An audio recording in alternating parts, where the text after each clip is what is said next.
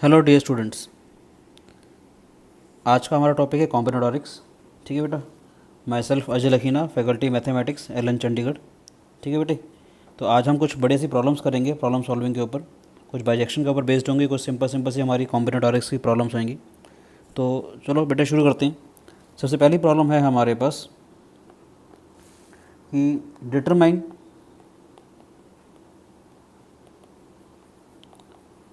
The number of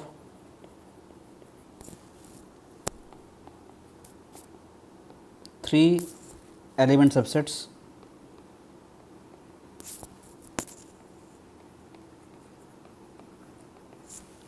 of the set 1 2 3 4 up to so on 120। Question कहता है determine the number of three element subsets of the set 1 2 3 up to so on 120 for which the sum of the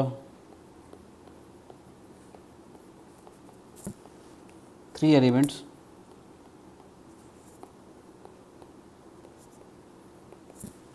is a multiple of three. ठीक है बेटे।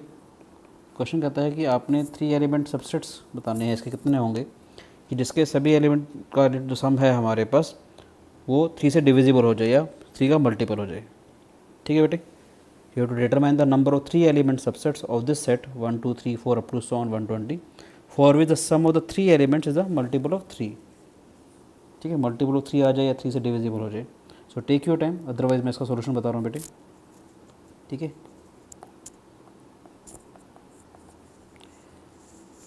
हमने क्या किया, तो कोई भी नंबर जो है तीन एलिमेंट का सेट तीन से कब डिविजिबल होगा, सोच के देखो थोड़ा सा। या तो सारे के सारे एलिमेंट्स हमारे थ्री के मल्टीपल हों।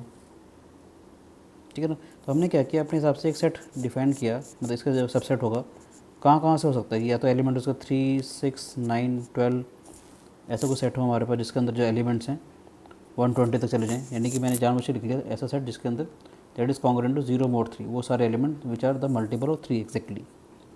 बी हमने एक सेट कंसिडर किया है कि 1 4 7 अप टू सो ऑन 118 तक, यानी वो सारे element which are congruent to 1 mod 3।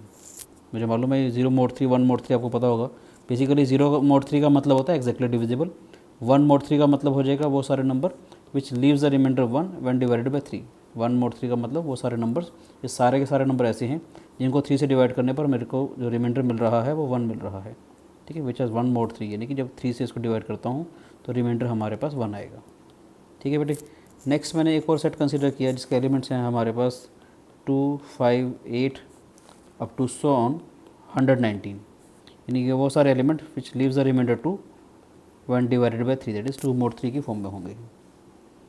ध्यान से अगर देखा जाए, number of elements in A और number of elements in B और number of element in C सब में बराबर होंगे। 40 40 40 एलिमेंट आराम से डिस्ट्रीब्यूट हो जाएंगे।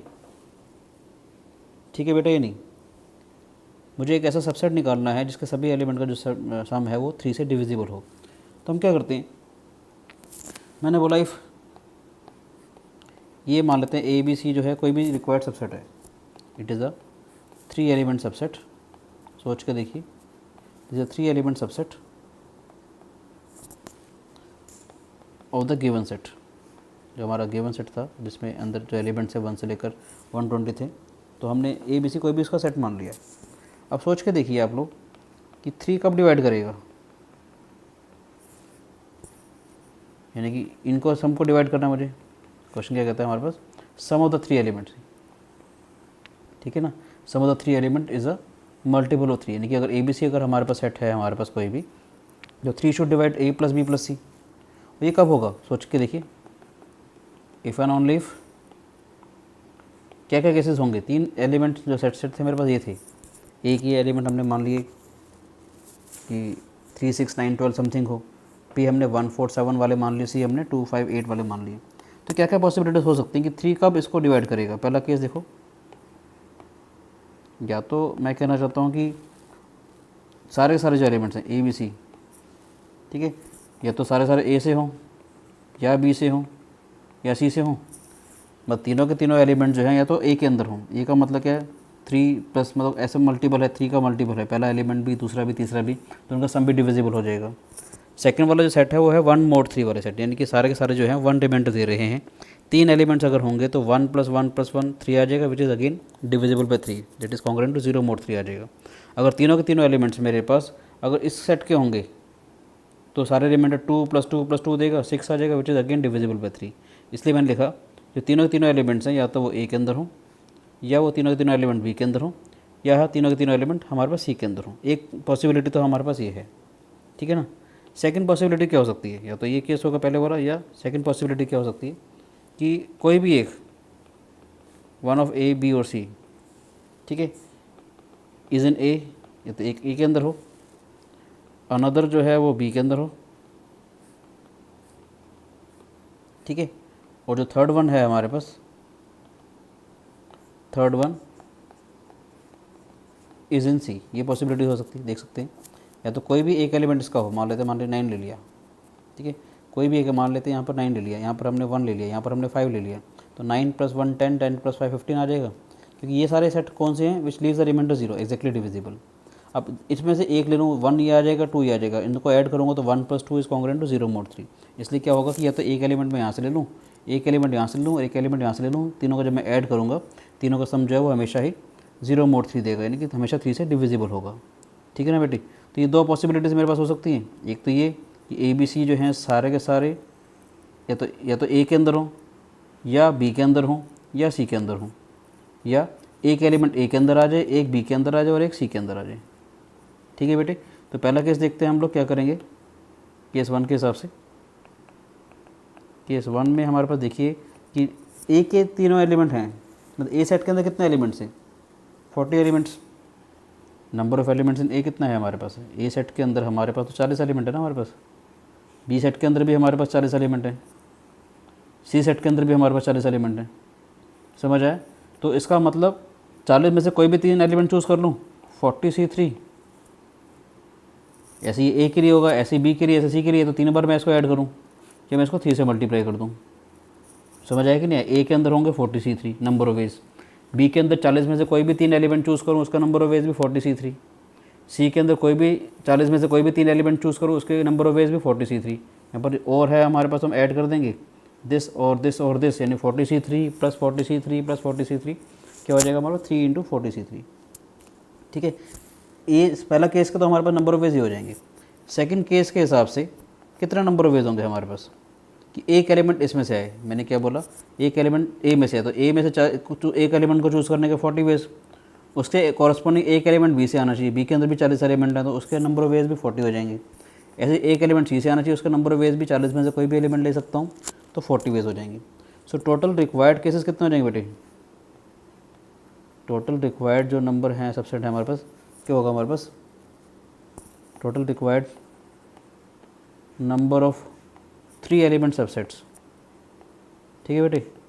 जो हमने ए बी सी के बारे में बात कर रहे हैं वो कितने होंगे हमारे पास, they must be 3 × 40C3 plus this is 64,000 + 64,000, ठीक है बेटे।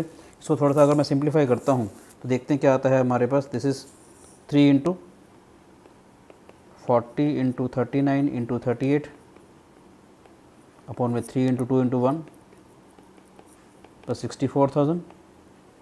थोड़ा सा सिंप्लीफाई कर लेते हैं इसको हम लोग, ठीक है बेटे। दिस इज 760 × 39 + 64,000, थोड़ा सा आप इसको मल्टीप्लाई करेंगे, ठीक है।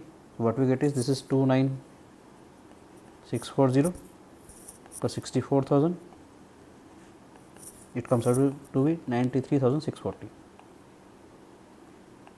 समझ आया बेटे, सिंपल सा एक क्वेश्चन था हमारे पास है कि अगर 1 से लेकर 120 तक, क्वेश्चन क्या था हमारे पास, ध्यान से देखिए कि 1 से लेकर 120 तक मुझे 3 एलिमेंट सबसेट बताने थे जिनका जो सम है वो हमेशा ही 3 से डिविजिबल हो, ठीक है। इसका नंबर ऑफ वेज कितने आएंगे हमारे पास, 93,640, समझ आए। इसी से मिलता जुलता सेकंड क्वेश्चन दे रहा हूँ मैं आपको बेटे, ठीक है। सेकंड क्वेश्चन करते हैं, इसी से मिलता जुलता है हमारे पास कि डिटरमाइन द, पहले हमारे पास 3 थे, अब देखो क्या कर रहा हूँ मैं, determine the number of 4 element subsets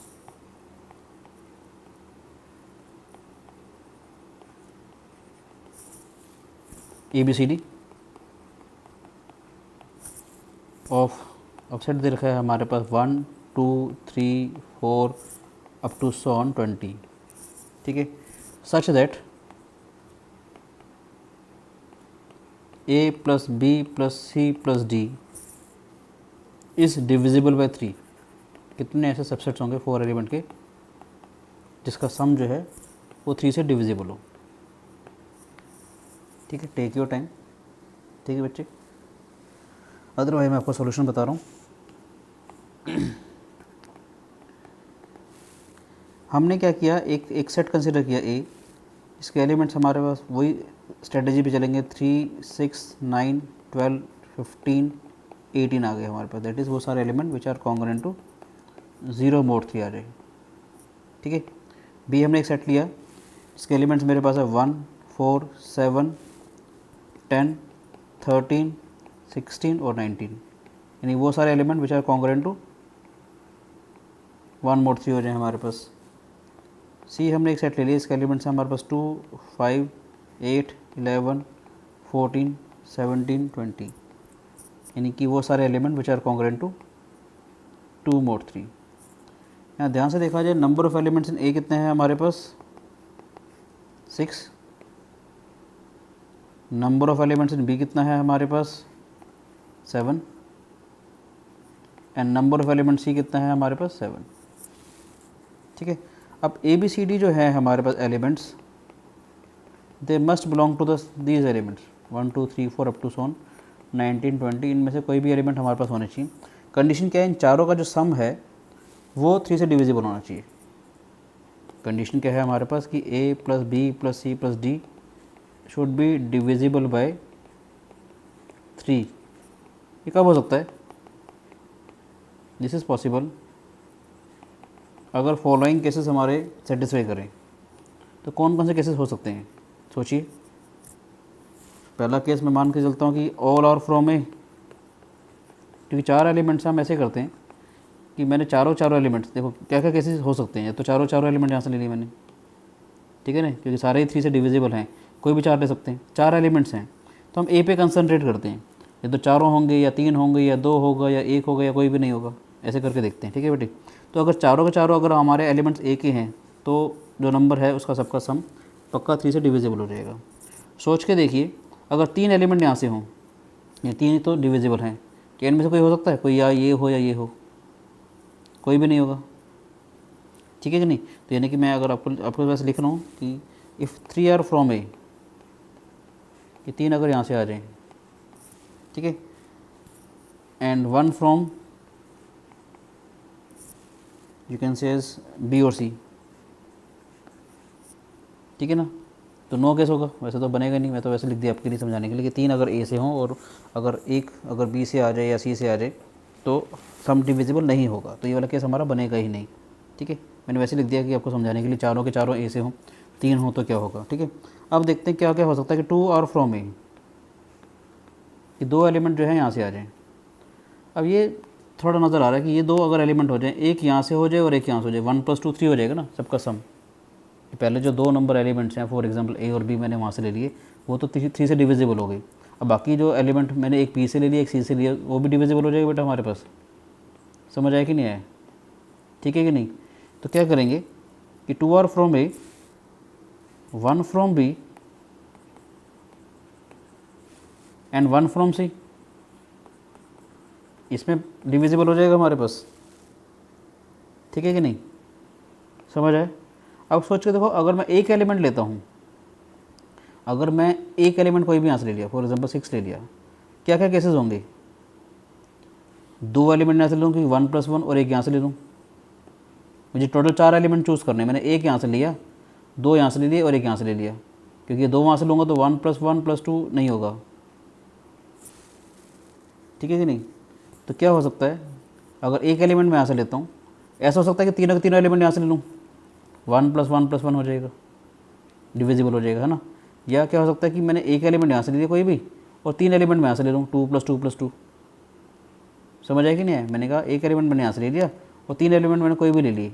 देख सकते हो 5 + 8 13, 13 + 11 24, 24 डिविजिबल है, 9 डिविजिबल है, 24 + 9 33 भी डिविजिबल हो जाएगा।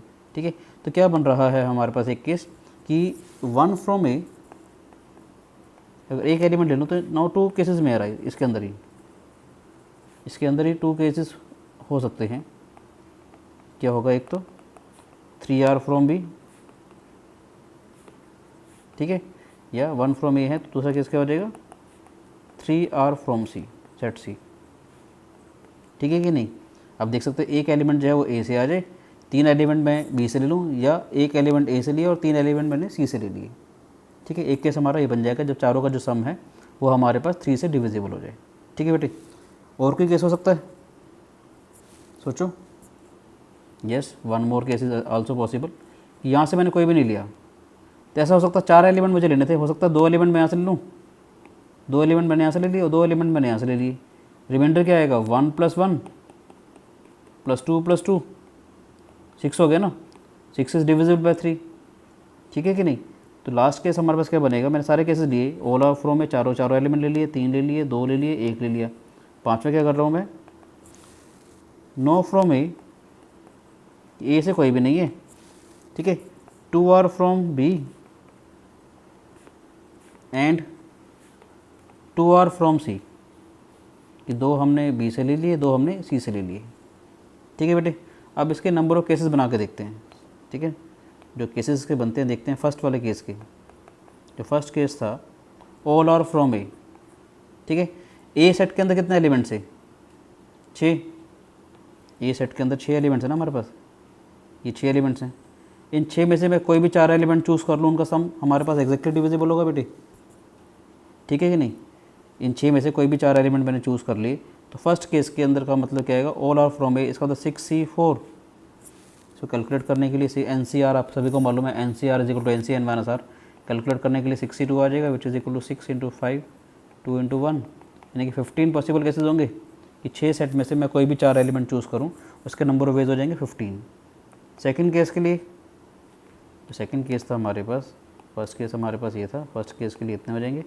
सेकंड केस के लिए तो कोई बन ही नहीं रहा था कि तीनों के तीनों एलिमेंट मैं ए से ले लूँ और 1 बी से लूँ या सी से लूँ, तो कोई भी केस नहीं बन रहा था। सेकंड केस का तो 0 हो जाएंगे आराम से, है ना।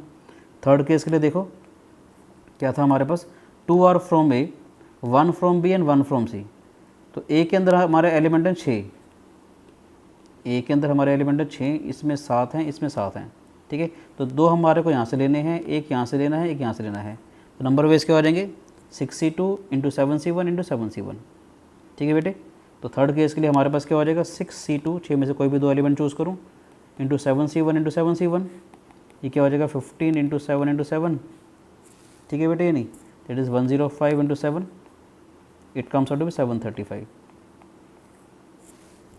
समझ आया? फोर्थ केस में हमारे पास 2 सब केसेस थे कि 1 फ्रॉम ए, कि यहाँ से एक आए, तो ये तो 6 केसेस हो गए, और 3 फ्रॉम बी और 3 फ्रॉम सी, यानी 7 में से कोई भी 3 एलिमेंट चूज़ करूँ। ठीक है बेटे, नहीं, केस हमारे पास ये वाला था 1 फ्रॉम ए, यानी कि 6 में से कोई भी एलिमेंट चूज़ करूँ 6C1। ठीक है, उसके कॉरस्पॉन्डिंग 3 जो है वो बी से चूज़ करूँ, बी के 7 एलिमेंट थे, 7 में से कोई भी 3 एलिमेंट चूज़ कर लें तो 7C3, और उसके कॉरस्पॉन्डिंग दूसरे के भी 7C3। तो क्या हो जाएगा, एक को चूज़ करने के 6C1, दूसरे के बी के लिए 7 में से कोई भी 3 एलिमेंट चूज़ करूँ, या 7 में से कोई भी 3 एलिमेंट चूज़ करूँ, ये बी के लिए आ गया और सी के लिए आ गया। तो कितना हो जाएगा, this 6 times of, this is 35 + 35, नहीं 6 × 70, ये हो जाएंगे 420 केसेस। समझ आए बेटे? 5वां देखते हैं। 5वां केस क्या था हमारे पास, नो 1 फ्रॉम ए, यहाँ से हमारा ए से कोई भी नहीं होना चाहिए, 2R from B and 2R from C. B के थे हमारे पास 7 एलिमेंट्स, सी के भी हमारे पास 7 एलिमेंट, इन 7 में से कोई भी 2 एलिमेंट चूज़ करूँ, इन 7 में से कोई भी 2 एलिमेंट चूज़ करूँ। ठीक है बेटे, ये नहीं, तो क्या हो जाएगा हमारे पास 7C2, बी के कॉरस्पॉन्डिंग बी में से कोई भी 2 एलिमेंट चूज़ करूँगा 7C2, उसके कॉरस्पॉन्डिंग इसके भी 2 एलिमेंट 7C2, ये कितना हो जाएगा हमारे पास 21 × 21, नंबर ऑफ केसेस आर 441। ठीक है बेटे, नहीं, सो टोटल पॉसिबल केसेस कितने हो जाएंगे हमारे पास, टोटल पॉसिबल केसेस आर हमारे पास हो जाएंगे, total possible cases that is 15 + 735 plus 420 plus 441, 15 plus 735 is 750 plus 861। ठीक है बेटे, ये हो जाएगा हमारे पास 1611। Total possible cases are 1611। समझ आया? कोई शिकायत? ठीक है बेटे, एक और सिंपल सा क्वेश्चन करते हैं। धीरे धीरे मैं क्वेश्चन का लेवल बढ़ाता चला जाऊंगा। हल्का सा सिंपल सा एक और क्वेश्चन है हमारे पास कि 5 numbers five numbers 1 2 3 4 5 are written on a blackboard. ये वैसे मैंने आपको एक नया टॉपिक इसमें इंट्रोड्यूस किया इस क्वेश्चन के लिए। Are written on a blackboard, ठीक है। A student may erase any two of the numbers. A student may erase any two of the numbers, say A and B, okay, any two of the number on the board, and write the numbers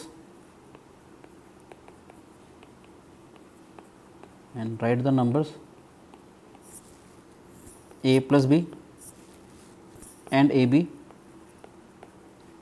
replacing them.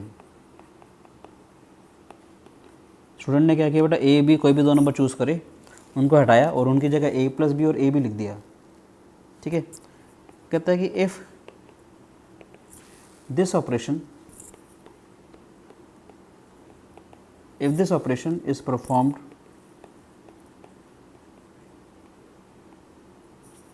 Repeatedly, कि बार बार वो ऐसे करता चला गया। If this operation is performed repeatedly, can the numbers 21, 27, 64, 180, 540 ever appear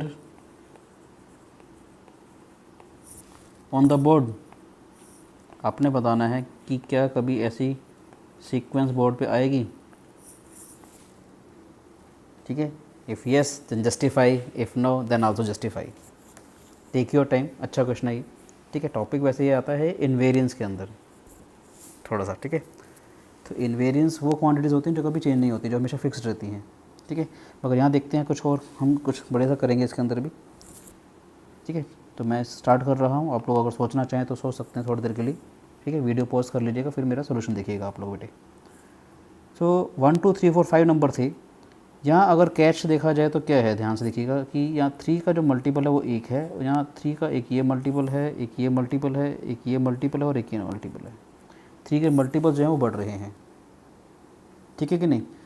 तो अगर multiple of 3 देखूँ तो हमारे पास देखते हैं कि अगर ए और बी अगर दो नंबर हैं हमारे पास, ऐसे करता हूँ, देखो ध्यान से कि मैं कहना चाहता हूँ कि इफ़ होगा क्या हमारे पास कि number of multiple of 3 among the 5 numbers on the black board can not decrease, कभी भी डिक्रीज़ नहीं होंगे आफ्टर ईच ऑपरेशन। मैं ये कहना चाहता हूँ कि अगर ए बी मैंने ले लिया, for example A B are 2 multiples of 3, A और बी दोनों के दोनों का मल्टीपल्स हैं 3 के, तो ए प्लस बी भी मल्टीपल होगा, हाँ या ना, और ए भी मल्टीपल होगा, will be A multiple of 3। यानी कि दो मल्टीपल हमारे पास, यहाँ से देखना, दो मल्टीपल हमने लिए थे, these are the 2 multiple of 3। अगर मैं उनको ऐड करता हूँ, ए प्लस बी भी 3 का मल्टीपल हो जाएगा, मल्टीप्लाई करूँगा ए बी भी उसका 3 का मल्टीपल हो जाएगा, तो नंबर ऑफ मल्टीपल ऑफ 3 में हमारे को कोई फ़र्क नहीं पड़ा। ठीक है कि नहीं? पहला ही ऑब्जर्वेशन। सेकेंड ऑब्जर्वेशन देखो कि if one of A and B, इन दोनों में से कोई भी एक इज़ अ मल्टीपल ऑफ 3, मान लेते हैं इन दोनों में से कोई एक जो था वो 3 का मल्टीपल था। ठीक है, तो हमारे पास क्या है, ए प्लस बी तो 3 का मल्टीपल नहीं होगा। ठीक है कि नहीं? A plus B is not a multiple of 3। ठीक है कि नहीं? But A B is a multiple of 3। समझ आया बेटा ये नहीं आया? मैंने क्या बोला, अब ए और बी में से कोई भी एक जो था वो 3 का मल्टीपल नहीं था, और एक था हमारे पास। अब इनमें से सिर्फ एक ही था, फॉर एग्जांपल हम मान लेते हैं ए था, ठीक है। अब ए प्लस बी तो मल्टीपल नहीं है, मगर ए बी तो आ गया ना। यानी कि पहले जितने मल्टीपल ऑफ 3 थे, पहले अगर एक मल्टीपल ऑफ 3 था तो बाद में भी हमारे पास एक ही मल्टीपल ऑफ 3 आया out of A and B. जो नंबर मैंने लिए उनको इरेज करके जो दूसरे नंबर लिखे, तो नंबर ऑफ मल्टीपल ऑफ 3 में तो कोई भी चेंज नहीं हुआ ना, ठीक है। इन दोनों में से कोई एक 3 का मल्टीपल था, इन दोनों में से भी कोई एक ही 3 का मल्टीपल आया, ओब्वियसली ए बी ही आया सिर्फ। समझ आया कि नहीं आया? काम की बात देखो कि होगा क्या। अब जो काम की चीज़ है वो ये है कि इफ़, मैंने क्या बोला, ए और बी कोई भी, ठीक है। मैंने क्या बोला, ए और बी जो हैं, अब ये केस काम का है, ध्यान से देखिएगा, ठीक है। इफ़ ए और बी इन दोनों में से कोई भी एक, या तो हमारे पास 1 mod 3 हो, ठीक है, कोई भी एक, एंड अदर इज़ 2 mod 3 हो। कोई भी एक हमारे पास 1 mod 3 हो। बढ़ेगा कब, मैं ये कहना चाह रहा हूँ कि बढ़ेगा कब, कि ए और बी जो हैं हमारे पास दोनों ही मतलब 3 का मल्टीपल नहीं है, ठीक है। ए और बी या तो 1 mod 3 है, दूसरा जो है वो हमारे पास 2 mod 3 हो, ठीक है। तो ध्यान से देखिएगा क्या होगा हमारे पास कि ए प्लस बी, एक मेरे पास मैंने क्या बोला 1 mod 3 और बी जो है वो 2 mod 3 है, तो ए प्लस बी क्या हो जाएगा हमारे पास 0 mod 3 है ना, ठीक है। और ए बी क्या हो जाएगा उस केस में 2 mod 3। समझ आया कि नहीं आया? मैंने क्या बोला आपको कि ए और बी में से कोई भी एक 3 का मल्टीपल है। मैं आपको समझाने के लिए ऐसे कह देता हूँ, लेट मान लेते हैं आपको समझाने के लिए कि let A is congruent to 1 mod 3, ऐसे कर लेते हैं, ठीक है। मान लेते हैं ए जो है वो 3 का मल्टीपल है, 1 mod 3 है, ठीक है। और बी जो है वो हमारे पास इज़ कॉन्ग्रुएंट टू 2 mod 3 है। हमने ऐसे कर let B is congruent to 2 mod 3, या वाइस वर्सा, चल लेते हैं, और वाइस वर्सा का मतलब क्या है कि ए 2 mod 3 हो जाए, बी 1 mod 3 आ जाए। तो उस केस में क्या होगा, ए प्लस बी तो हमारे पास 0 से एग्जैक्टली डिविजिबल हो जाएगा। समझ आया बेटा ये नहीं है? ए जो है वो 1 mod 3 है, बी जो है 2 mod 3 है, ठीक है। उस केस में ए प्लस बी तो एग्जैक्टली डिविजिबल हो जाएगा, और दूसरा वाला ए बी जो नंबर है वो 2 mod 3 आएगा। समझ आया कि नहीं आया? ठीक है, पक्का। दोनों ही अगर हैं, एक बात और देखते चलो, इसमें एक बड़ी सी बात और सिखाता हूँ मैं आपको। यानी कि इसमें क्या होगा, एक नंबर बढ़ गया।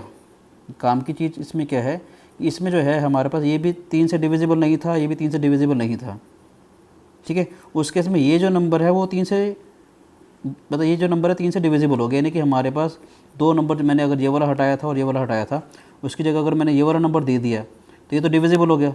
इसमें खास बात क्या है, जो दूसरा नंबर आ रहा है that is congruent to 2 mod 3। यानी कि अंदर अगर जब भी नंबर बढ़ेगा वो कब बढ़ेगा, या तो ए 1 mod 3 हो, बी 2 mod 3 हो, या ए 2 mod 3 और बी 1 mod 3 हो। उस केस में ए प्लस बी तो हमेशा डिविजिबल हो जाएगा। यानी कि एक नंबर 3 से बढ़ गया, 3 के मल्टीपल जो है हमारे पास नंबर बोर्ड पे जो थे वो उनसे एक नंबर एक्स्ट्रा आ गया मेरे पास, और जो दूसरा नंबर है वो 2 mod 3 आ जाएगा हमारे पास, ठीक है।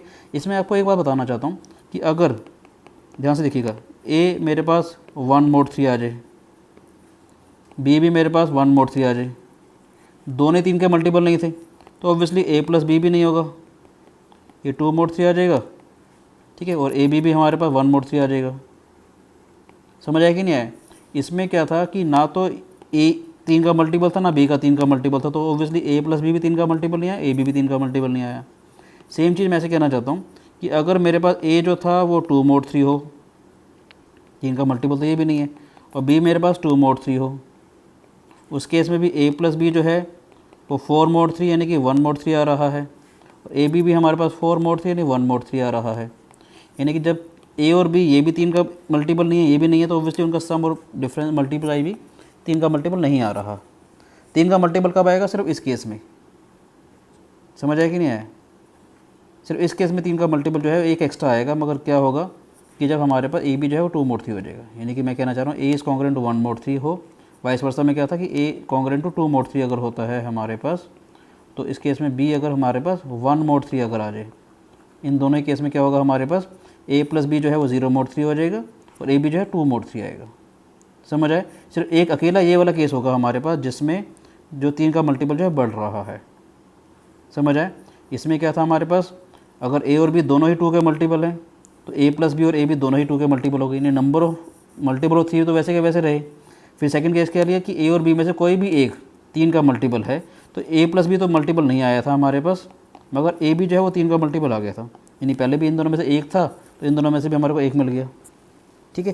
थर्ड केस हमारे पास क्या है, ए और बी दोनों ही मल्टीपल ऑफ 3 नहीं है, दोनों नहीं है तो ऑब्वियसली इन केसेस में तो ए प्लस बी और ए भी 3 के मल्टीपल नहीं आ रहे, यानी कि मल्टीपल ऑफ 3 का जो नंबर है वो इंक्रीज़ नहीं हो रहा है।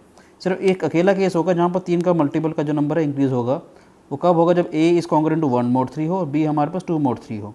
उस केस में ए प्लस बी जो है वो 0 mod 3 आएगा और ए भी जो है वो 2 mod 3 हो जाएगा। ये काम की बात है, जब भी नंबर इंक्रीज़ होगा तो जो दूसरा नंबर जो है that must be congruent to 2 mod 3। Must be congruent to 2 mod 3 का मतलब क्या है, जब भी इसको 3 से डिवाइड करूँगा तो रिमाइंडर हमारे पास 2 आना चाहिए। ये बात समझ आई कि नहीं आई? ठीक है। सो टेक योर टाइम, अब थोड़ा सा इसको समझने की कोशिश कीजिए। मैंने क्या बोला, 3 के जो मल्टीपल हैं वो बढ़ेंगे नहीं, और जब बढ़ेंगे जब दूसरा वाला जो नंबर है वो हमारे पास 2 mod 3 होना चाहिए। समझ आया कि नहीं आया? ठीक है। अब ध्यान से देखा जाए कि इनमें से 1 2 3 4 5 में से हमारे पास सिर्फ एक ही जो है वो 3 का मल्टीपल है। We have only 1 multiple of 3। ठीक है कि नहीं? और इसमें अगर देखा जाए जो हमारे पास नंबर दे रखे थे 21, ठीक है, 21 27, हमारे पास 64 180 और 540, यहाँ देखेंगे इट हैज़ 4 मल्टीपल ऑफ 3। ठीक है कि नहीं? तो 4 मल्टीपल ऑफ 3 का मतलब क्या, एक तो ये आ गया, एक ही आ गया, एक ही आ गया, एक ही आ गया। अब ये पॉसिबल कब होगा, नंबर ऑफ मल्टीपल ऑफ 3 बढ़ तो रहा है, मगर कब बनेगा, जो नंबर बच गया है दूसरे वाला number 64, that should be congruent to 2 mod 3 होना चाहिए था, मगर 64 जो है हमारे पास it is congruent to 1 mod 3। 64 is not congruent to 2 mod 3, यानी कि 64 को जब मैं 3 से डिवाइड करता हूँ तो रिमाइंडर मेरे पास 1 आता है, 2 नहीं आता है। तो इसका मतलब क्या है कि 21 27 64 180 540 ये जो ऑर्डर है बोर्ड पे, ठीक है, कैन नेवर अपीयर। ठीक है कि नहीं? ये जो सीक्वेंस ऑफ नंबर है कहीं पर बोर्ड पे, can never appear on the board.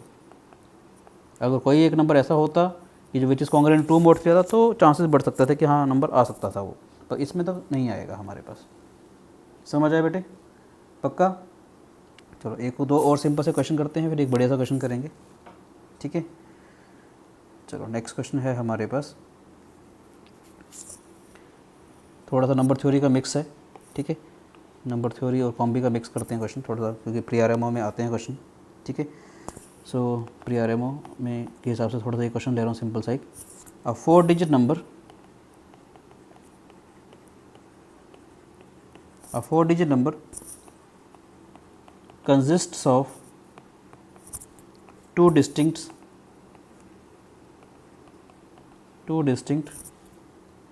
pairs of repeated digits.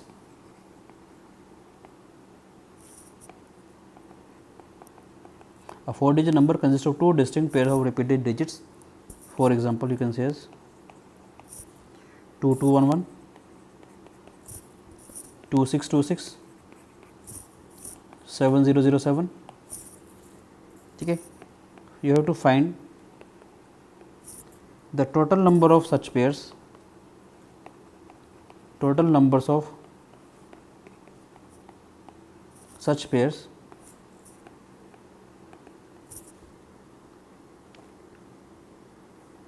such pairs that are,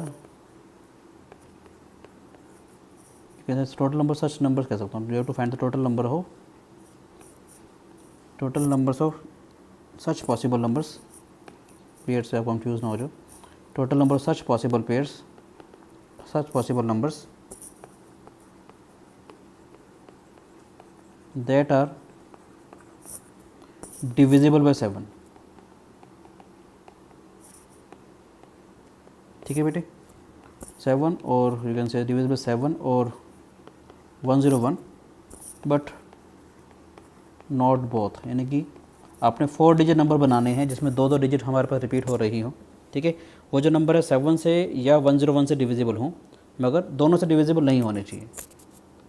ठीक है बेटे, सो टेक योर टाइम, सोचिए आप लोग, अदरवाइज़ मैं इसका सोल्यूशन बता रहा हूँ।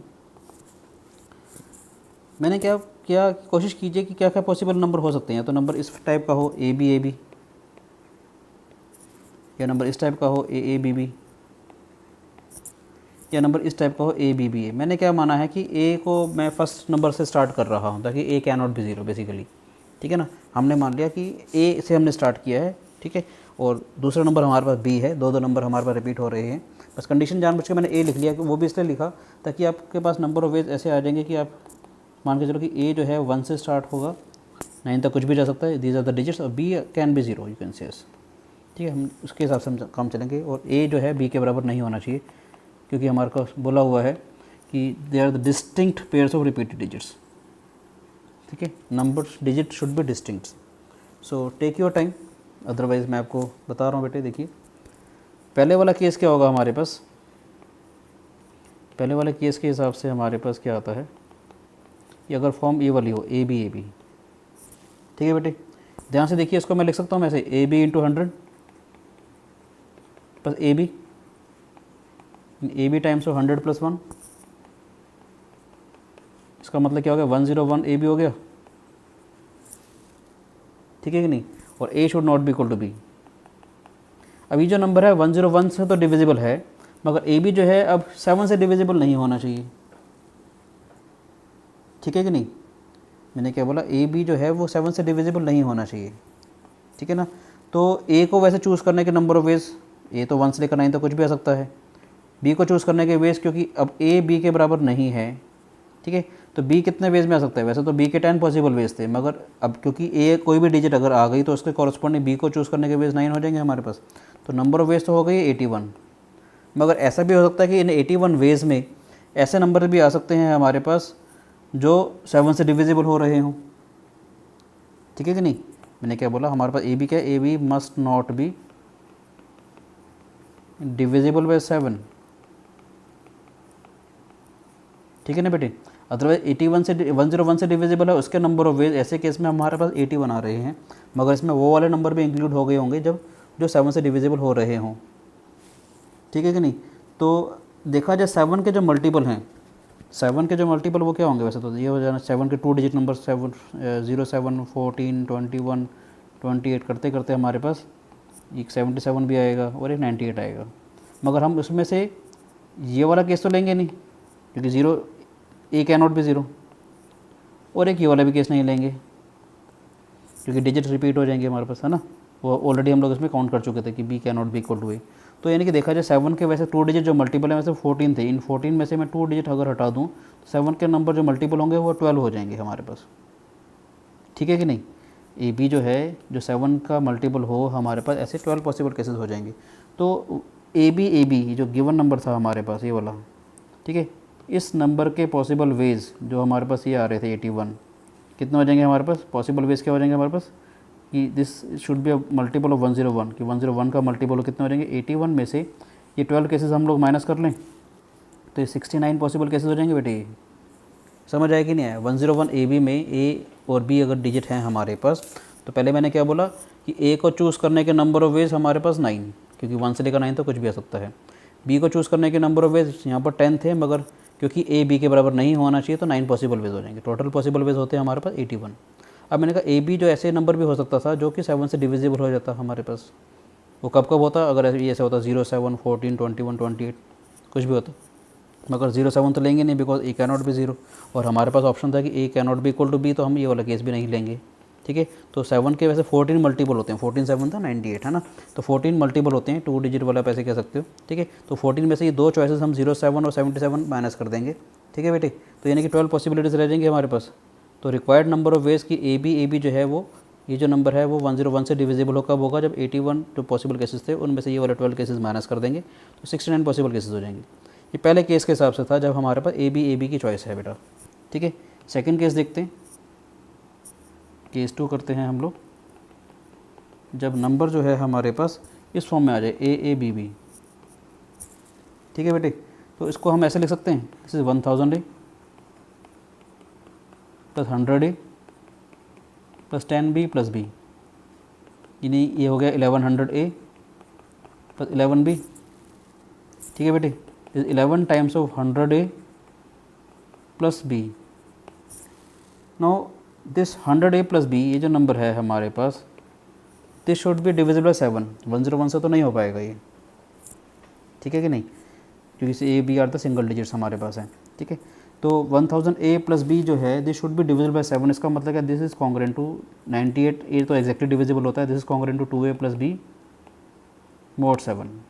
यानी कि मुझे A और B के पेयर ऐसे चूज़ करने हैं, देखा जाए मुझे A और B के पेयर ऐसे चूज़ करने हैं, so the 2A plus B, ये जो एक्सप्रेशन है हमारे पास, this expression should be divisible by 7, ठीक है। सोच के देखो कि अगर मैं A की वैल्यू 1 लेता हूँ, अगर मैंने A की वैल्यू 1 ली तो 2A कितना हो जाएगा 2, उसके कॉरस्पॉन्डिंग क्या हो जाएगा 2 प्लस B शुड बी 5। समझ आया, 2 प्लस 5 तभी 7 आएगा ना बेटी। समझ आया कि अगर मैंने A की वैल्यू 1 ली तो ये 2A क्या हो जाएगा 2। समझ आया बेटे नहीं, अगर मैंने A की वैल्यू 1 ली तो 2A हो जाएगा 2, और 2 के में B कितना ऐड करूँगी, डिविजिबल हो जाए 5, 2 प्लस 5 तभी 7 आएगा हमारे पास, क्योंकि A and B are the single digits. ऐसे सोचो कि अगर मैं A की वैल्यू 2 लेता हूँ तो 2 टू द 4 हो जाएगा, 2 is 4 and B should be equal to 3, ठीक है बेटे या नहीं। ऐसे अगर मैं A की वैल्यू 3 लेता हूँ तो 3 to the 6, B can be 1 and B can be 8 as well. अब ना 7 ऐड करके देख लिया करो, 3,1 और 3,8 बोथ आर द पॉसिबिलिटीज़। ऐसे अगर मैं A की वैल्यू 4 लेता हूँ, 4 टू द 8, ठीक है, 8 में क्या करेंगे 6 ऐड करेंगे, 8 प्लस 6 तभी 14 हो जाएगा, 4,6 पॉसिबल हो जाएगा। अगर मैं A की वैल्यू 5 लेता हूँ तो 5 टू द 10 आ जाएगा, 2 इज़ 10, B कितना आ जाएगा हमारे पास 4, ठीक है। ऐसे अगर मैंने A की वैल्यू 6 ली तो 6 टू द 12, 12 में है तो 2 ऐड करेंगे, 9 भी तो ऐड कर सकते हैं, मतलब 2 में 7 ऐड कर दिया, 6,9 भी इसकी पॉसिबिलिटीज़ हो जाएंगी। ऐसे अगर मैं 7 लेता हूँ, 7 to the 14, B can be 0, B 7 नहीं होगा यार, 7 का 7 कैन नॉट बी पॉसिबल, क्योंकि A and B should be distinct, ठीक है, ये वाला केस हम नहीं लेंगे, ठीक है बेटे। तो हम क्या करेंगे 8 अगर स्टार्ट करते हैं, अगर A की वैल्यू अगर मैं 8 रखता हूँ तो 8 to the 16, B can be 5, ठीक है। ऐसे अगर A में 9 लेता हूँ तो 9 to the 18, B can be 3। तो टोटल पॉसिबल केसेस कितने हो जाएंगे बेटा हमारे पास, this is 1 2 3 4 5 6 7 8 9 10 11। So total possible cases are 11, ठीक है बेटे। इस केस में जो हमारे पास केसेस हो जाएंगे 11 केसेस हो जाएंगे। ये जो है A B जो है this should be divisible by 7 only, ठीक है बेटे। सो थर्ड केस करते हैं हम लोग। थर्ड केस क्या होगा, जब नंबर जो है वो इस फॉर्म में आ जाए, A की फॉर्म में आ जाए हमारे पास, ठीक है। इसको लिख सकते हैं बेटा हम लोग 1000A plus 100B plus 10B plus A, ये क्या हो जाएगा 1001A प्लस 110B, ठीक है बेटे। ये नहीं, नाउ 1001 इज डिविजिबल बाय 11, तो हम क्या कर सकते हैं 11 अगर इसमें से कॉमन ले लेते हैं, दिस इज क्या आएगा हमारे पास 91A प्लस 10B। ध्यान से देखा जाए कि 7 डिवाइड्स 91, तो obviously 7 divides 91A as well, तो इसका मतलब है 7 शुड डिवाइड 10B, 7 10 को तो डिवाइड करता नहीं है, तो इसका मतलब 7 शुड डिवाइड B, तो B should be multiple of 7, तो इसका मतलब है B कैन बी या तो 0 हो या 7 हो, ठीक है कि नहीं। अब A जो है A तो कुछ भी हो सकता है, A can be chosen from 1 2 3 4 5 6 up to 7 9 तक, 9 में से कोई भी नंबर मैं चूज़ कर सकता हूँ, ठीक है। इफ़ B इज़ 0 तो 9 पॉसिबल हो जाएंगे। A के मैंने क्या किया, A को मैंने 1 से लेकर 9 तक कुछ भी चूज़ किया, अगर B 0 है तो। ऐसे ही दोबारा से मैंने क्या किया, A को मैंने चूज़ किया वही 1 से लेकर 9 तक कुछ भी, ठीक है। B इज़ 7, तो हमारे पास इसके भी 9 केसेस हो जाएंगे। मगर इसमें क्या होगा कि हमारे पास एक कॉमन केस जो है कॉमन हो जाएगा, कौन सा, जब A 7 था और B 7 था, ठीक है कि नहीं, क्योंकि डिस्टिंक्ट होने चाहिए ना हमारे पास, तो हम ये वाला केस माइनस कर देंगे। तो टोटल केसेस कितने हो जाएंगे हमारे पास 9 + 9 - 1, यानी कि हमारे पास हो जाएंगे 17 केसेस। ये समझ आया कि नहीं आया बेटे, मैंने क्या बोला कि मेरे पास था A B B A, ठीक है। तो मैंने इसको सिंप्लीफाई किया तो हमारे पास क्या है, this is 11 times of 91A plus 10B। No 91A is exactly divisible by 7 because 7 divides 91। अब क्या रह जाएगा, सिर्फ 7 शुड डिवाइड 10B, 7 10 को तो डिवाइड करता नहीं, तो 7 शुड डिवाइड B ओनली। तो B का मतलब B या तो सिंगल डिजिट नंबर है, इट कैन बी 0 और 7, ठीक है। अगर B 0 है हमारे पास, A तो 1 से लेकर 9 तो कुछ भी हो सकता है हमारे पास, तो 9 पॉसिबल केसेस हो जाएंगे बेटा हमारे पास, ठीक है। सेकंड क्या होगा कि B अगर 7 अगर आता है हमारे पास, ये तो हम कुछ भी ले सकते हैं, तो 9 पॉसिबल वेज हो रहे हैं, मगर एक केस ऐसा भी तो आ जाएगा इसमें ए भी 7 हो गया, बी भी 7 हो गया, और हमारे को बोला क्या गया था, A and B should be distinct, तो ये वाला केस हम माइनस कर देंगे, तो टोटल पॉसिबल केसेस में कितना हो जाएंगे 17। तो तीनों केसेस के अगर मैं देखता हूँ तो तीनों केसेस के रिक्वायर्ड केसेस कितना हो जाएंगे बेटा हमारे पास, रिक्वायर्ड जो नंबर है हमारे पास जो गिवन कंडीशन को सेटिस्फाई कर रहा है कि 4 डिजिट नंबर जो 2 डिजिट रिपीट हो रही हैं, दैट इज़ डिविजिबल बाय 101 और 7 बट नॉट बोथ। तो फर्स्ट केस में हमारे पास थे 69 केसेस, ठीक है बेटे। सेकंड केस में हमारे पास थे 11 केसेस, फिर हमारे पास है 17 केसेस, ठीक है। तो क्या हो जाएगा हमारे पास 69 + 11 + 17, तो कितना हो जाएगा 80 + 17 यानी कि 97 केसेस। समझ आया बेटे, कोई शिकायत, ठीक है। अब एक और शानदार सा एक प्रॉब्लम करते हैं, अच्छे से मज़ा आएगा आपको, ठीक है। सो नेक्स्ट प्रॉब्लम है हमारे पास, अच्छी सी प्रॉब्लम है क्योंकि टाइम लगेगा उसमें, तो हम लोग इसी प्रॉब्लम को करते हैं अभी, ठीक है बेटे। सो प्रॉब्लम है हमारे पास बहुत अच्छी सी है कि there are n where n is given to be greater than or equal to 6, the n given points on a circle, the n given points on a circle and each 2 points are connected by a segment, ठीक है बेटे। there are n given points on a circle and each 2 points are connected by a segment. Suppose that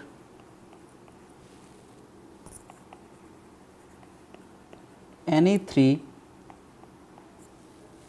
segments are constructed, you can say suppose that any 3 segments are not concurrent, you can say suppose that any 3 segments are not concurrent,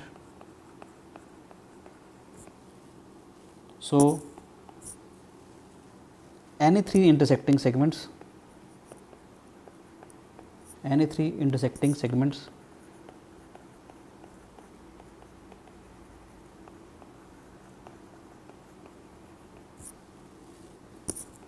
form a triangle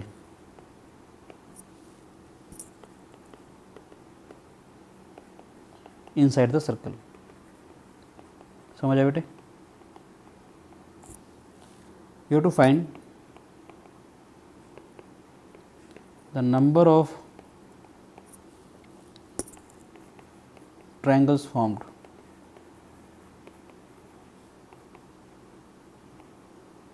दोबारा पढ़ रहा हूँ, there are n given points on a circle and each 2 points are connected by segments. Okay, suppose that any 3 segments are not concurrent, कोई भी 3 जो segments हैं हमारे पास वो concurrent नहीं है। concurrent का मतलब क्या है, एक particular point पे सारी कट नहीं कर रही हैं, ठीक है। so suppose that any 3 segments are not concurrent, so any 3 intersecting segments form a triangle inside the circle, ठीक है। कोई भी 3 सेगमेंट जो एक ट्रायंगल बना सकती हैं inside the circle. You to find the number of triangles form, कितने ट्रायंगल्स बनेंगे आपने वो बताने हैं बेटे। सो टेक योर टाइम, बहुत ही अच्छा सा क्वेश्चन है ये, ठीक है ना। तो अगर एन के टर्म्स में है तो आप एन के टर्म्स में निकालेंगे आंसर, ठीक है। बताऊँ, सो टेक योर टाइम, बताता हूँ मैं आपको। जो मैं पॉज द वीडियो, जो लोग ट्राई करना चाहते हैं वो इसका स्क्रीनशॉट लें और ट्राई कर सकते हैं, अदरवाइज़ मैं सॉल्यूशन बता रहा हूँ बेटे, ठीक है।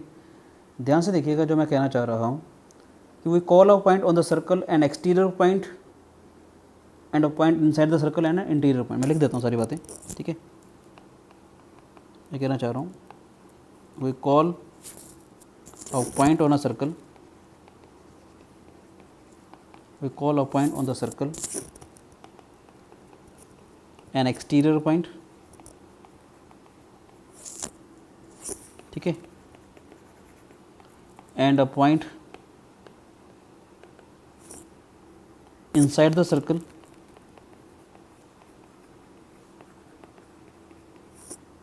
an internal point या interior point, ठीक है। then the triangles can be classified in the 4 categories, हम कैसे कैसे ट्रायंगल्स बना सकते हैं वो बताना चाहूँगा।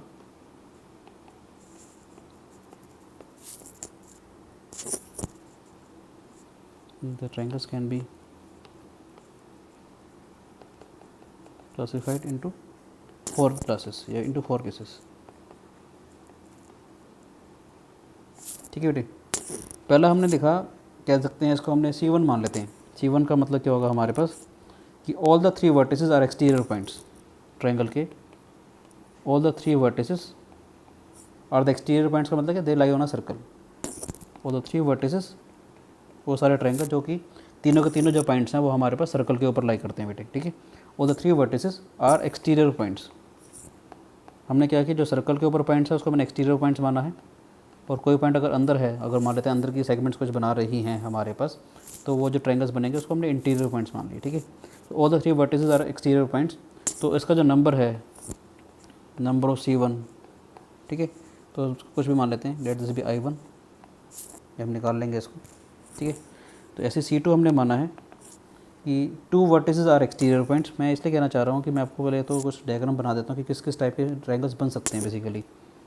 ठीक है, मतलब मैं आपको सिखाना चाह रहा हूँ कि आपको बस एक तो ट्रायंगल बन सकता है कि हमारे पास सारे के सारे हमारे पास ऐसे हों कि सारे के सारे वर्टिसेस जो हैं उसके ऊपर हो सर्कल, वो तो आसान है काम। ठीक है, और क्या क्या पॉसिबिलिटीज़ हो सकती हैं हमारे पास।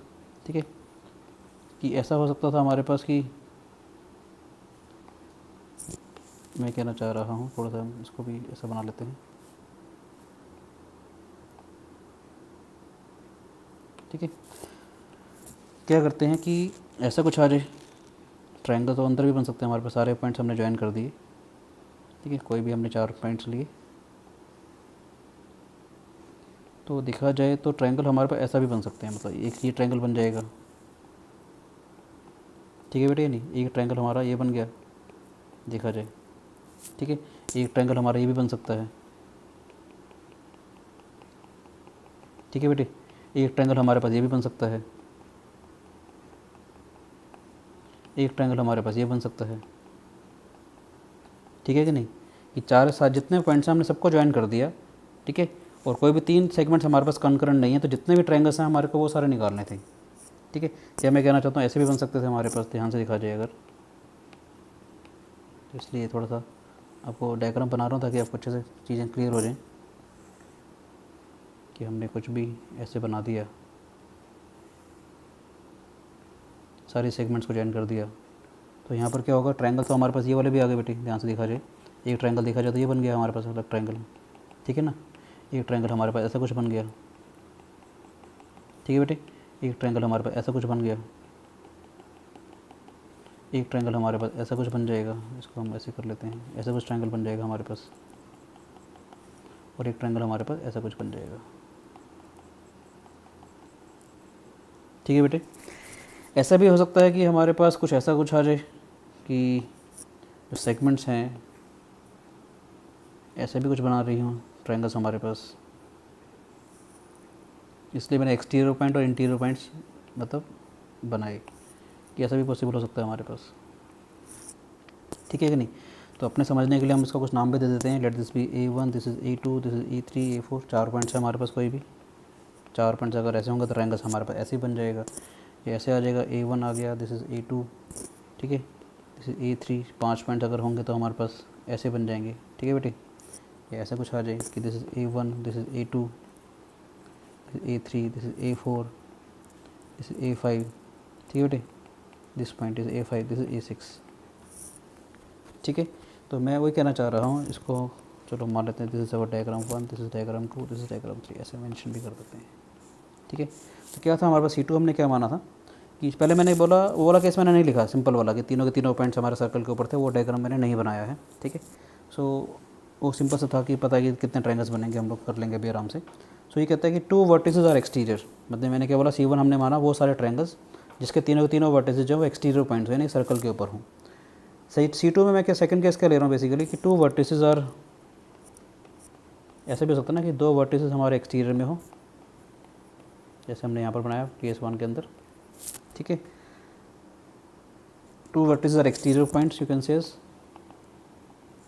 And 1 vertex is internal point. One vertex is interior.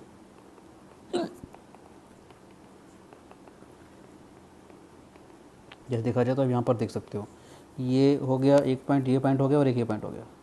दो वर्टेक्स हमारे पास, ठीक है, एक्सटीरियर में है और एक वर्टेक्स हमारा इंटीरियर के अंदर है। ठीक है बेटे। थर्ड केस क्या हो जाएगा हमारे पास कि one vertex is exterior, one vertex is exterior and other two vertices are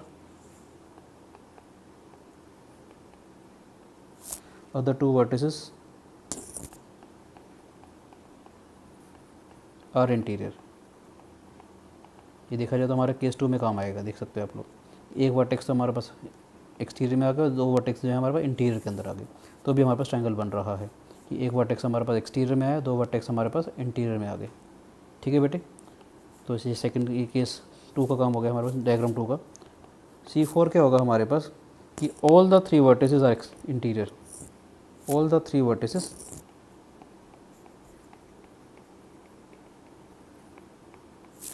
are internal points या इंटीरियर। आप देख सकते हैं यहाँ पर इस डायग्राम के अंदर ये तीनों के तीनों पॉइंट जो हैं हमारे पास, ये इंटीरियर पॉइंट्स हो जाएंगे हमारे पास। ठीक है बेटे। आप देख रहे हो इसको आराम से, तीनों के तीनों जो पॉइंट्स हैं वो इंटीरियर पॉइंट्स हो गए। तो हमारे को सारे के सारे जो ट्रायंगल्स थे वो कैलकुलेट करने थे। ठीक है। तो नंबर ऑफ़ C1 को हमने I1 माना था, ऐसे ही हम लोग नंबर ऑफ़ C2 को I2 मान लेते हैं, नंबर C1 रहने देते हैं, कोई बात नहीं। आप कुछ लिखना चाहो तो लिख सकते हैं। ठीक है। तो मुझे टोटल सारे ट्रायंगल्स निकालने हैं। तो नंबर ऑफ़, अगर मैं C2 को मान लेता हूँ, लेट दिस बी I2, हम I1 I2 I3 I4 सब निकालेंगे। ठीक है। तो नंबर ऑफ़ C3 जो बनेंगे हमारे पास, उसको हमने I3 मान लिया, और नंबर ऑफ़ C4 जो भी बनेंगे हमारे को सारे केसेस बताने हैं, इसके अलावा कोई बनेगा ही नहीं। ठीक है, समझ आए। तो I1 तो बड़ा सिंपल सा है। I1 का मतलब बताइए कितने होंगे हमारे पास, कि अगर सारे के सारे वर्टिसेस हमारे पास ट्रायंगल सर्कल के ऊपर हैं तो I1 क्या होगा बेटा हमारे पास। I1 का मतलब number of vertices on a first case, you can से। तो n पॉइंट्स अगर हैं बेटा मेरे पास, कोई भी 3 पॉइंट चूज़ कर लूँगा, NC3, इतने ट्रायंगल्स बनेंगे हमारे पास। समझ आए। I2 का मतलब क्या है, ध्यान से देखिएगा। I2 के लिए मैं क्या कहना चाह रहा हूँ। I2 आप देखिए डायग्राम 2 के अंदर, यानी कि अगर मैं कोई भी 4 पॉइंट्स अगर चूज़ करता हूँ, ठीक है, उनसे मेरे को 4 ट्रायंगल्स मिलेंगे बेटे, कि every 4 point on the circle determine 4 triangles in C2। अगर मैं कोई भी 4 पॉइंट चूज़ करता हूँ, एक ये चूज़ किया, मैं ऐसे बनाता हूँ आपको कि एक पॉइंट मेरे पास ये है, 1 2 3, सेकंड केस के हिसाब से 4। अगर मैं कोई भी 4 पॉइंट चूज़ करता हूँ, इनके कॉरस्पॉन्डिंग मुझे 4 ट्रायंगल्स मिल रहे हैं बेटे, जिसके 2 पॉइंट्स एक्सटीरियर में है और एक पॉइंट हमारा इंटीरियर में आएगा। ठीक है कि नहीं, समझ आए। तो मैं इसको लिख भी देता हूँ पहले आराम से, कि 4 I2 के लिए मैं बताना चाह रहा हूँ आपको कि as in diagram 1 as in diagram 1 every 4 points, you can say as every 4 points on the circle determine 4 triangles।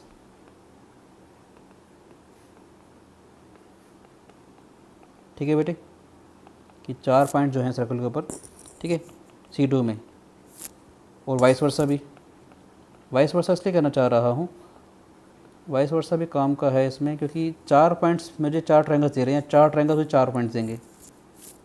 ठीक है ना। तो I2 का मतलब क्या हो जाएगा हमारे पास, कि हर 4 पॉइंट्स n में से मैंने कोई भी 4 पॉइंट चूज़ कर लिए, NC4, इन 4 पॉइंट्स के कॉरस्पॉन्डिंग मुझे 4 ट्रायंगल्स मिल रहे हैं बेटे। समझ आया कि नहीं आया। I2 क्या मतलब, पहले मैंने n में से n पॉइंट सर्कल के ऊपर थे, n में से मैंने कोई भी 4 पॉइंट चूज़ करे, उसका नंबर ऑफ इज NC4। अब इन 4 पॉइंट्स के कॉरस्पॉन्डिंग मुझे 4 ट्रायंगल्स मिल रहे हैं बेटे, देख रहे हो आप लोग। इन 4 पॉइंट्स के कॉरस्पॉन्डिंग मुझे 4 ट्रायंगल्स मिल रहे हैं, 1 2 3 4।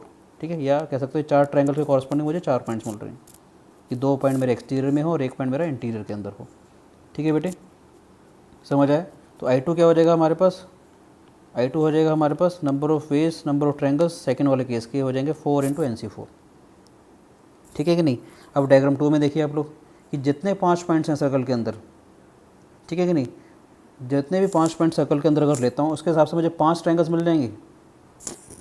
ठीक है कि नहीं। देखो मैंने क्या बोला, ये 5 पॉइंट मेरे पास है, जिसमें एक पॉइंट मेरा एक्सटीरियर में आ जाए और 2 पॉइंट आ जाए। 5 पॉइंट में कोई भी चूज़ करता हूँ, इन 5 पॉइंट से कॉरस्पॉन्डिंग मुझे ये 5 ट्रायंगल्स मिल रहे हैं बेटी, समझ आया कि नहीं आया?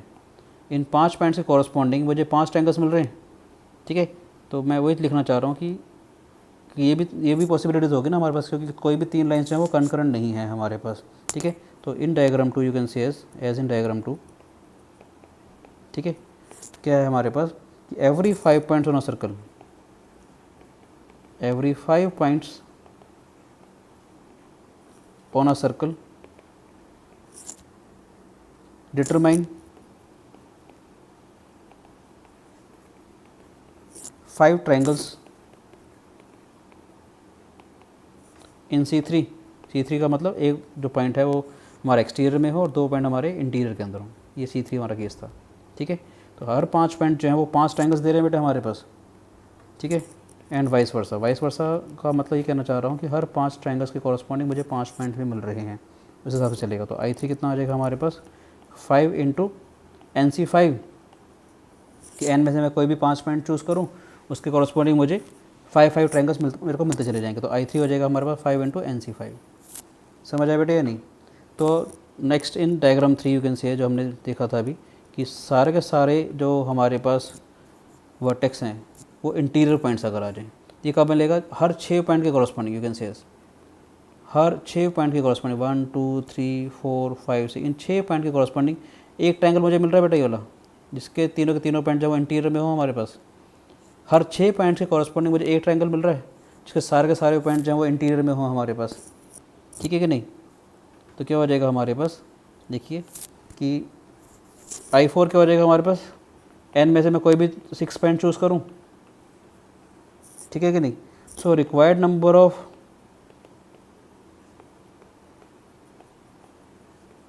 ट्रायंगल्स कितने हो जाएंगे हमारे पास? I1 पहला वाला केस कि सारे के सारे तीनों के तीनों पॉइंट सर्कल के ऊपर हो। I2 यानी कि हमारे पास 2 पॉइंट हमारे एक्सटीरियर के अंदर हो, एक इंटीरियर के अंदर हो। I3 का मतलब एक एक्सटीरियर के अंदर हो और 2 इंटीरियर हो। I4 का मतलब चारों के चारों ही हमारे इंटीरियर के अंदर हो। तो ये क्या था हमारे पास I1 NC3, n में से मैंने कोई भी 3 पॉइंट चूज़ करी। I2 वाले केस में क्या था, हर 4 पॉइंट के कॉरस्पॉन्डिंग मेरे पास आ रहे थे, तो NC4 आ जाएगा हमारे पास। I3 में क्या था हमारे पास, हर 5 पॉइंट जो था वो 5 ट्रायंगल दे रहा था, तो 5 इंटू NC5 आ जाएगा बेटे ये।